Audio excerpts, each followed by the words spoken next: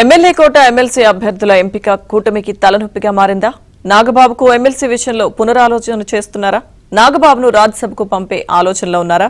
దీంతో హైకమాండ్ నిర్ణయంపై ఆశావహుల్లో ఉత్కంఠ నెలకొంది.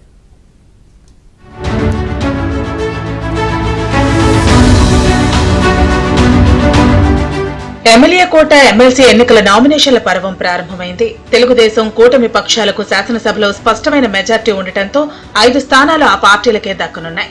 కొద్ది కాలం క్రితం ముఖ్యమంత్రి Chandrababu Naidu Janasena political affairs committee సభ్యుడు నాగబాబును త్వరలో కేబినెట్ లోకి తీసుకుంటామని ప్రకటించారు. ఆయనకు ఎమ్మెల్సీ ఇచ్చి ఆ తర్వాతనే కేబినెట్ లోకి తీసుకోవాలని అప్పట్లో పవన్ కళ్యాణ్ సూచించారు.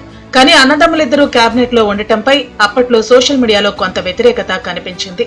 దీంతో నాగబాబును రాజ్యసభకు పంపాలనే ప్రతిపాదనను జనసేనలో కొంతమంది నేతలు తెరపైకి తెచ్చారు. తొలుత ఎమ్మెల్యే కోట ఎమ్మెల్సీ ఎన్నికల్లో 1 సీటు నాగబాబుకు ఇవ్వటం ఖాయమైందని అటు తెలుగుదేశం ఇటు జనసేన వర్గాలు భావించాయి. కానీ చంద్రబాబు పవన్ కళ్యాణ్ భేటీలో ఈ అంశంపై చర్చ జరిగిందని చెబుతున్నారు.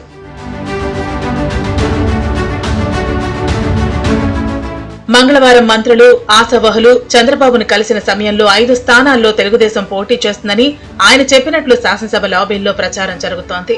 అయితే చంద్రబాబు పవన్ కళ్యాణ్ కలిసి కూర్చుని తీసుకునే నిర్ణయం ఆధారంగా నాగబాబు రాజ్యసభకు వెళతారా, మండలికి వస్తారా అనేది తేలాల్సి ఉంది. ఇక వైసీపీ నుంచి ఎమ్మెల్సీగా ఎన్నికై ఆ పార్టీకి శాసనమండలి సభ్యత్వానికి రాజీనామా చేసిన జంగా కృష్ణమూర్తిని ఆయన పదవీకాలం పూర్తయ్యే వరకు మళ్లీ ఎమ్మెల్సీగా ఇస్తామని పార్టీ వర్గాలు చెబుతున్నాయి. ఇక పిఠాపురంలో పవన్ కళ్యాణ్ పోటీ చేయడంతో అక్కడ అవకాశం కోల్పోయిన వర్మ, పెదకూరుపాడులో భాష్యం ప్రవీణ్ పోటీ చేయడంతో అవకాశం కోల్పోయిన కొమ్మాలపాటి శ్రీధర్ పేర్లు కూడా పరిశీలనలో ఉన్నాయని అంటున్నారు. ఇలా ఆశావహులు అసెంబ్లీ లాబీల్లో అటు చంద్రబాబు ఇటు లోకేష్ ఇరువురిని కలుసుకుని తమ అభ్యర్థిత్వాలను పరిశీలించాలని కోరుతున్నారు.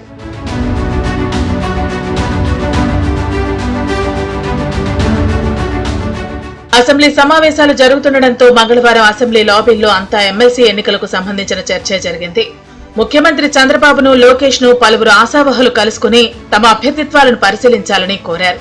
నెల్లూరుకు చెందిన బేద రవిచంద్ర, విజయవాడకు చెందిన బుద్దా వెంకన్న, కొమ్మాలపాటి శ్రీధర్, బీటీ నాయుడు, దువ్వారపు రామారావు, అశోక్ బాబు, తేరాసు ప్రతాప్ రెడ్డి, మల్లెల లింగారెడ్డి, రెడ్డి సుబ్రహ్మణ్యంలు చంద్రబాబు లోకేష్ లను మంగళవారం కలుసుకున్నారు. తమ అభ్యర్థిత్వాలను పరిశీలించాలని కోరారు. చంద్రబాబు ఎవరికీ కూడా ఎటువంటి హామీ ఇవ్వలేదు. ఇదే సమయంలో మైనార్టీ కోటాకు సంబంధించి కూడా చర్చ ప్రారంభమైంది. ఇప్పటికే మైనార్టీ కోటాలో ఎన్ఎండి ఫరూక్ కు కేబినెట్ లోనూ, శాసనమండలి మాజీ చైర్మన్ షరీఫ్ కు సలహాదారుగాను పదవులు ఇచ్చారు.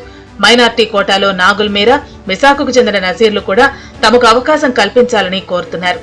అయితే ప్రాంతాలు, కులాల ఆధారంగా అభ్యర్థుల ఎంపికను చేపట్టాలని పార్టీ అధినేత చంద్రబాబు భావిస్తుండటంతో ఎవరికి టికెట్లు దక్కుతాయనే ఉత్కంఠ పార్టీ వర్గాల్లో నెలకొంది.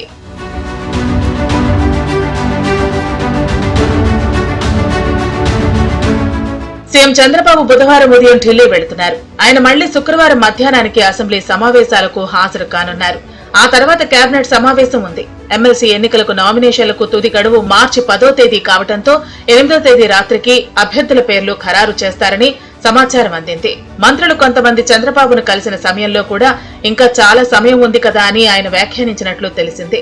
8వ తేదీ రాత్రికి అభ్యర్థుల పేర్లు ఖరారు అయ్యే అవకాశం ఉందని చెబుతున్నారు.